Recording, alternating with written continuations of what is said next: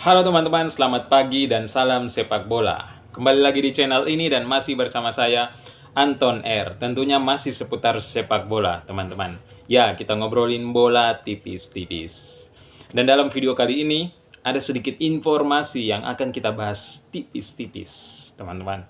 Di antaranya, dari Timnas Indonesia, dari Liga Inggris, Liga Italia, Liga Spanyol, dan akan kita tutup dengan prediksi untuk pertandingan yang akan bertanding nanti malam. Ada big match antara Aston Villa versus Manchester United. Oke, mari kita bahas tipis-tipis. Dari Timnas Indonesia, teman-teman, ada kabar yang cukup menggembirakan. Berita terbaru, Martin Paes, kiper Timnas Indonesia yang dikabarkan sebelumnya cedera, sekarang dikabarkan telah pulih dan telah diizinkan oleh klubnya FC Dallas untuk ikut membela Timnas Indonesia bertanding melawan Bahrain di Bahrain nanti. Dan dikabarkan Timnas Indonesia sudah bertolak ke Bahrain untuk melakukan latihan di sana sebelum pertandingan. Begitu teman-teman ya. Jadi kabar pulihnya Martin Paes ini memang cukup memberi angin segar buat Timnas Indonesia, buat Sintayong dan anak-anak asuhnya. Ya, karena Martin Paes walau baru beberapa kali membela Timnas Indonesia, tapi dia sudah menunjukkan performanya yang cukup bagus, yang cukup epic, bisa dibilang begitu. Dan sangat dibutuhkan di lini belakang, khususnya di penjaga gawang Timnas Indonesia. Gitu. Jadi adalah sebuah kerugian jika dia tidak mampu atau tidak bisa membela Timnas Indonesia karena cedera kemarin gitu. Namun sekarang karena kabar kepulihannya tentunya memberi angin segar buat Timnas Indonesia, dan harapannya Martin Paes bisa menunjukkan performanya yang terbaik buat Timnas Indonesia nanti ketika melawan Bahrain. Oke, berikutnya ada kabar yang sedikit kurang menyenangkan dari Cina yang melakukan protes atas untuk pemain Timnas Indonesia, Messi Hilgers dan Eliano. Dan kabarnya mereka melakukan protes karena Messi Hilgers dan Eliano mengangkat sumpah bukan di wilayah Indonesia, melainkan di Kedutaan Besar Indonesia di Belgia. Dan saya rasa protes ini hanya mengada-ngada saja. Dan menurut saya ini adalah saywar yang saya rasa kocak untuk ditanggapi. Ini saywar dari Cina ini memang mungkin kurang berkualitas ya. Karena yang perlu diketahui bahwa Kedutaan Besar Indonesia yang ada di Belgia ya merupakan kedaulatan dari negara kita, negara Indonesia.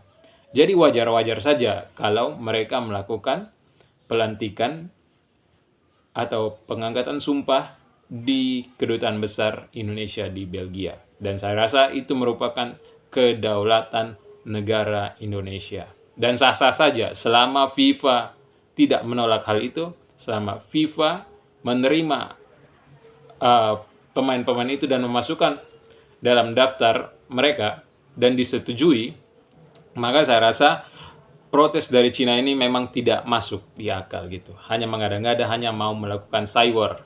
Dan Cina pikir Timnas Indonesia bakalan takut dengan isu-isu tersebut. Tapi ternyata dan harusnya Timnas Indonesia tidak boleh takut akan itu. Karena protes tersebut hanya ecek-ecekan gitu. Tidak masuk di akal ya protes tersebut. Karena itu ya bagian dari kedaulatan negara kita. Tidak boleh ada yang ikut campur di sana. Kecuali FIFA menolak hal itu. Oke, itu saja. Dan tidak perlu terlalu ditanggapi protes dari Cina tersebut. Dan harapannya semoga Timnas Indonesia bisa bermain baik dan menunjukkan performa yang baik bersama ketika melawan Bahrain nanti. Gitu. Oke. Berikutnya dari Liga Inggris, teman-teman. Ada Liverpool yang bertandang ke markas Crystal Palace. Dan Liverpool berhasil mengunci 3 poin di sana dengan kemenangan tipis 1-0. Gol dicetak oleh Diego Jota di menit ke-9. Dan walaupun sudah mencetak atau sudah unggul 1 gol, tapi tetap Liverpool masih kesulitan melawan tuan rumah Crystal Palace, teman-teman. Terlihat sangat kesulitan apalagi untuk menembus pertahanan dari Crystal Palace. Maka dari itu kemenangan tipis ya masih tetap wajar buat Liverpool, dan Liverpool masih bercokol di puncak klasemen Liga Inggris di peringkat 1. Ya, selamat buat Bang Ipul ya untuk peringkatnya yang hanya sementara itu. Dan ya menurut saya sih bakalan disalip oleh Manchester City dan Arsenal di pertandingan-pertandingan berikutnya, begitu. Karena saya lihat komposisi pemain Liverpool masih kurang apalagi pemain pelapisnya yang masih tidak balance gitu, tidak seimbang. Oke, pertandingan berikutnya ada Manchester City yang menjamu tamunya Fulham di Etihad Stadion, dan sempat kesulitan melawan Fulham, teman-teman. Sempat ketinggalan, namun di menit ke-20 berapa itu, namun dapat dibalas oleh Kovacic. Ya, gol Fulham dicetak oleh Pereira dan dibalas oleh pemain Manchester City Kovacic pada menit ke-32 dan menit ke-40-an. Dan dipertegas oleh Jermaine Doku pada menit ke-82 kalau tidak salah. Namun dapat diperkecil ketinggalan oleh pemain Fulham pada menit ke-88. Ya, terbukti Manchester City masih kesulitan tanpa Kevin De Bruyne.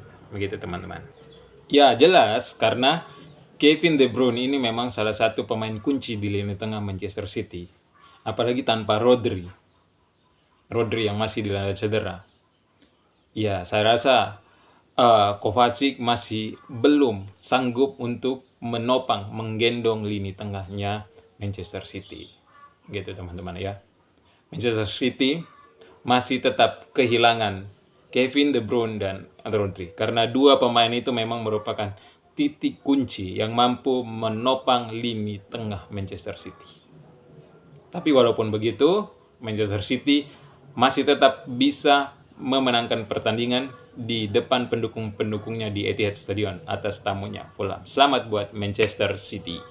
Oke, next kita akan bahas The Gunners Arsenal yang menjamu tamunya Southampton di Emirates Stadion. Dan The Gunners Arsenal berhasil menang 3-1 walaupun sempat ketinggalan di menit ke-55, sempat ketinggalan lewat golnya Archer, pemain dari Southampton, namun dapat dibalas dengan cepat oleh Kai Havertz pada menit ke-58 dan dipertegas oleh Martinelli pada menit ke-68 dan menit ke-88.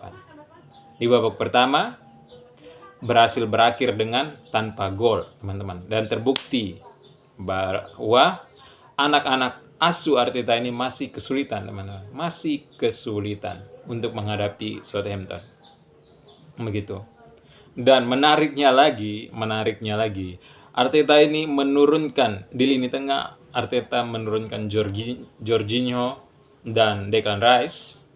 Terus di sisi kiri ada Raheem Sterling. Ini yang gol tersebut yang perlu teman-teman ketahui. Gol tersebut diakibatkan oleh kecerobohan dari Raheem Sterling yang suka mutar-mutar gitu. Yang terlalu lama bermain bola. Sehingga lakukan blunder, dapat direbut dengan mudah oleh pemain Southampton dan langsung di counter dan menghasilkan hasilnya adalah berbuah gol gitu. Ini yang sangat aneh dari pemilihan pemain Arteta sendiri. Sementara di bangku cadangan ada Martinelli, ada Trossard, ada banyak pilihan, teman-teman. Namun, Arteta lebih memilih untuk memainkan Raheem Sterling, pemain pinjaman itu, yang hobinya muter-muter. Aneh kan? Gitu. Syukur saja mampu dibalas dengan cepat oleh Kai Havertz. Gitu. Dan pada menit setelah blunder tersebut, setelah Raheem Sterling melakukan blunder tersebut, langsung diganti dan dimasukkan Martinelli, teman-teman. Ini bukti bahwa Raheem Sterling itu memang belum bisa untuk bertanding. Ya, mungkin di loan saja ya nantinya begitu. Dan ini juga merupakan pemain pinjaman ya. Harusnya di loan saja, dilepaskan saja gitu.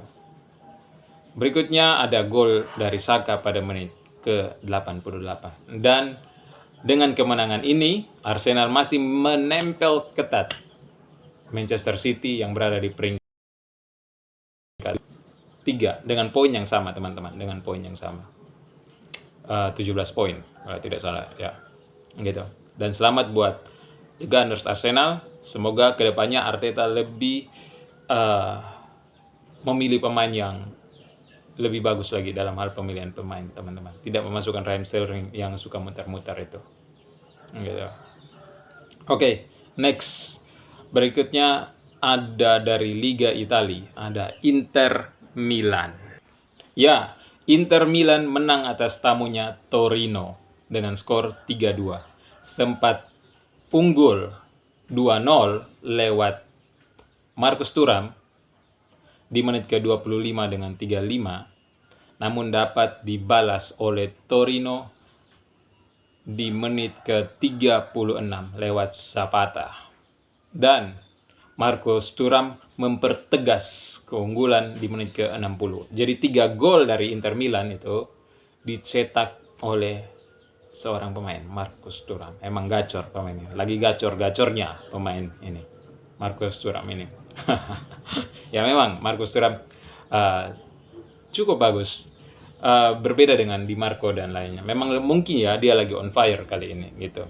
Namun pada menit ke-86 dapat diperkecil ketinggalannya lewat Vlasic, pemain Torino. Namun Torino tidak mampu mengejar ketertinggalan sehingga berakhir dengan kemenangan Inter Milan 3-2. Dan ketiga gol dari Inter Milan dicetak oleh Marcus Thuram. Oke. Next kita lanjut ke Liga Spanyol. Ya, dari Liga Spanyol ada Real Madrid yang menjamu tamunya Villarreal atau bahasa Spanyolnya Villarreal. Dan berhasil menang 2-0 lewat kaki Valverde pada menit ke-14 dan Vini Junior pada menit ke-73. Mbappe yang baru sembuh saja dari cedera masih belum mampu untuk mencetak gol. Masih belum mungkin ya, masih kesulitan untuk menyesuaikan diri dalam tim karena baru sembuh dari cedera. Tapi memang Mbappe ini memang agak kesulitan selama di Real Madrid, dia agak kesulitan untuk mencetak gol. Entah kenapa ya, apa yang terjadi? Apakah karena Real Madrid terlalu memiliki banyak bintang sehingga Mbappe, walaupun bintangnya Mbappe cukup tinggi, cukup bersinar, tapi di antara bintang-bintang yang banyak ya dia terlihat redup juga pada akhirnya begitu, tidak terlalu mencolok gitu. Jadi pada pertandingan ini Mbappe tidak bisa mencetak satu gol pun gitu, dan gol dicetak oleh Valverde dan Vinicius Junior. Kemenangan untuk Real Madrid di Santiago Bernabeu 2-0. Oke, selamat buat Real Madrid.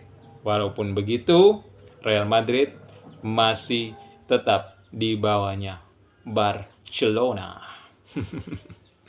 Oke, teman-teman. Terakhir untuk video penutupan, kita akan memprediksi pertandingan nanti malam big match antara Aston Villa versus Manchester United. Dan menurut saya ya, berkat penampilan buruk sebelumnya dari anak asuh Erik ten Hag, Manchester United bakalan dibantai kali ini. Menurut saya, ya, menurut prediksi saya. Walaupun memang faktanya saya bukan dukun juga itu, tapi ya wajar-wajar saja kalau kita melakukan prediksi ya. Prediksinya Aston Villa bakalan mendominasi pertandingan ya. Aston Villa akan mendominasi seluruh pertandingan dari babak awal dan babak akhir, babak kedua, dan Manchester United bakalan kesulitan. Tapi jika Manchester United memainkan Kobbie Mainoo dan Eriksen di lini tengah, saya rasa masih bisa mampu menyaingi lini tengah Aston Villa ya. Berhubung Fernandes yang penampilannya cukup buruk akhir-akhir ini. Dia mendapatkan kartu merah di Liga Eropa, mendapatkan kartu merah di Liga Inggris, terlihat bermain kasar terus, agak aneh. Dan di lini tengah ada Casemiro yang belum mampu sama sekali, belum kelihatan gitu. Tidak mampu menopang lini tengahnya Manchester United, dan saya rasa akan ada pembantaian nanti malam. Apalagi bermain di markas Aston Villa gitu teman-teman ya. Jadi prediksi saya Aston Villa bakalan memenangkan pertandingan ini, dan bukan hanya memenangkan, bakalan terjadi pembantaian. Oke, itu saja video kali ini. Sampai ketemu di video-video selanjutnya. Salam sepak bola.